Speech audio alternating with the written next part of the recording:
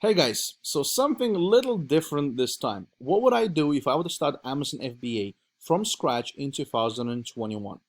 Before we proceed to this video, guys, before I tell you how would I go in and tackle this game myself if I were to be a beginner at this, don't forget to smash the like on this video, and anytime you have questions during this video, please feel free to ask me below in the comments, okay? So let's begin. Before we kind of start, I want to tell you a little bit about my own background, what I've been doing, and how I actually started in this e-commerce game, in case you didn't know, in case you're new to this channel or you've been following me for some just recently, and etc. Okay, so I've started Amazon in 2014. The whole e-commerce game started for me back in 2013 when I started doing eBay dropshipping. So I've started Amazon 9 months after that. I was originally selling on Amazon US marketplace doing dropshipping, so that's no longer a thing. You don't want to be doing dropshipping from on Amazon on a brand new account. At least it's possible, but that's done on the aged account, and that's a topic for another video. Okay, and alongside doing dropshipping on Amazon US, I was also doing dropshipping on Amazon UK, as well as doing some retail arbitrage, which is basically going and sourcing in UK for the retail stores. I was doing Argos, I was doing Poundland, I was doing all these different retailers that I can go and grab my hands on, and I was also doing online arbitrage, which is sourcing online. So I only did a little bit of retail because I figure out it's not going to be exactly time efficient. Okay, so I was doing online arbitrage, which is basically sourcing products like this from Boots for you see here, this is like for £8 each because it's 3 for 2, and basically selling and flipping it back on Amazon for £18. Okay, so as you can see, guys, it's still there. Nothing has been changed. Okay, now when it gets down to starting with Amazon FBA, you're probably thinking about different models, like where you should start, what you should do. But let's actually start from creating an Amazon account. You should go and create an Amazon account.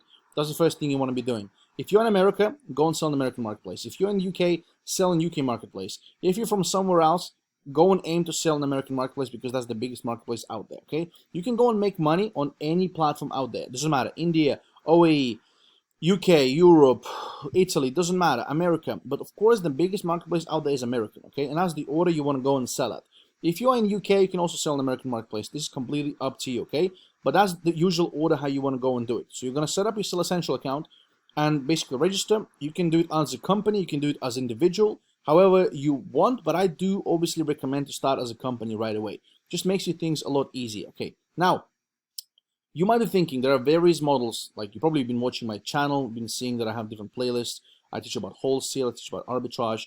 I don't talk about private label, but I will tell you about private label. Private label is a model where you source things from Alibaba, where you source things from China. I literally want to go and talk about it for maybe like 1 or 2 minutes, not more than that, because I want to focus on the models you should be doing and what you should be doing, to begin with as a beginner.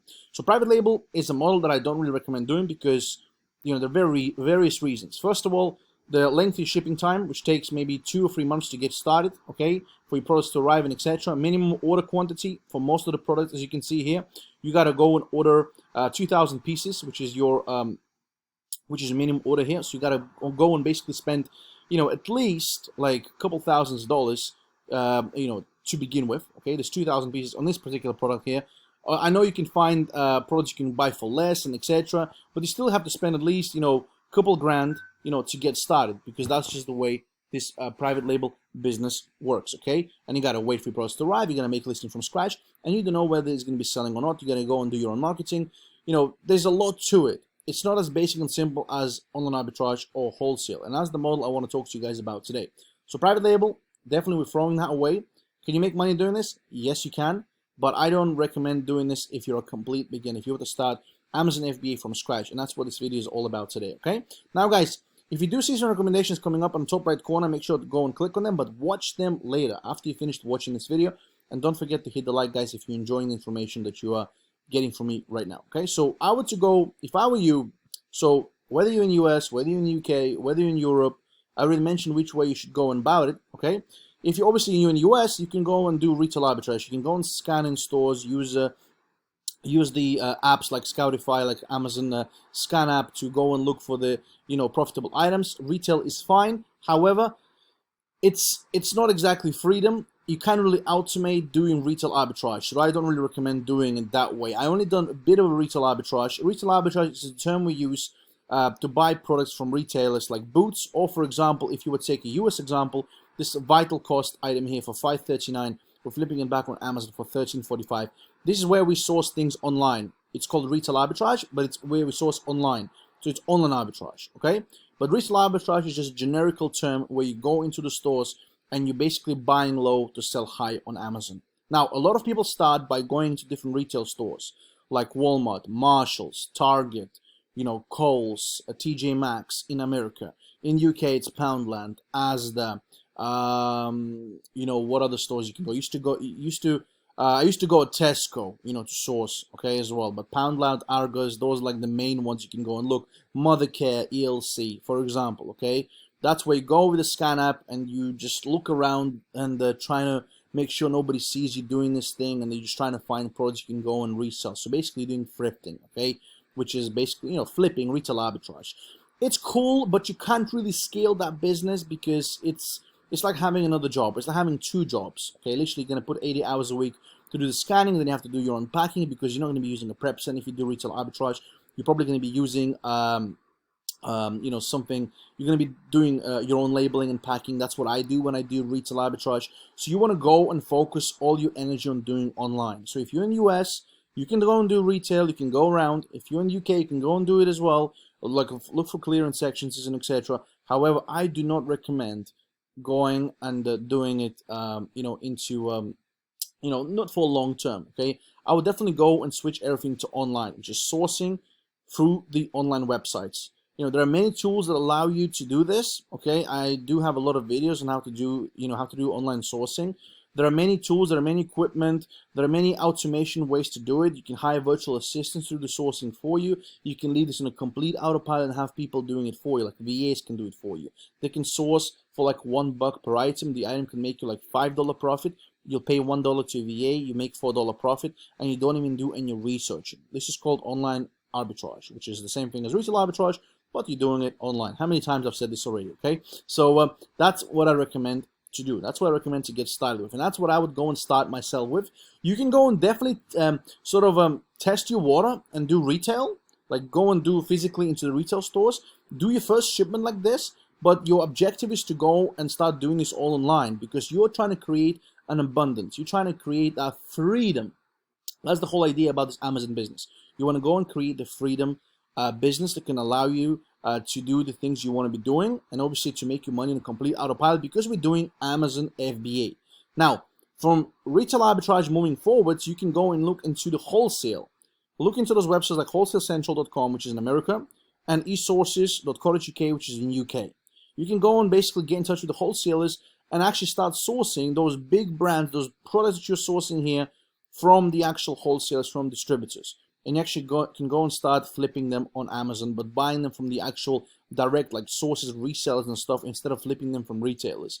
Some of you guys might be asking, but retail arbitrage is not allowed. Like you cannot go and resell something that's already bought and you potentially maybe use, because you bought the product from retailer, you cannot go and sell it as new. Yes, you can. If you don't unpack anything, you can go and do whatever you want with that, okay? And yes, you're allowed to do so. Amazon does not have a policy where they don't allow doing retail, where they're not allowing to do retail arbitrage. They do have a policy where they don't allow you to do retail drop shipping. So they don't allow you to go and drop ship from Walmart, Home Depot, use their boxes and etc. They don't welcome and allow that.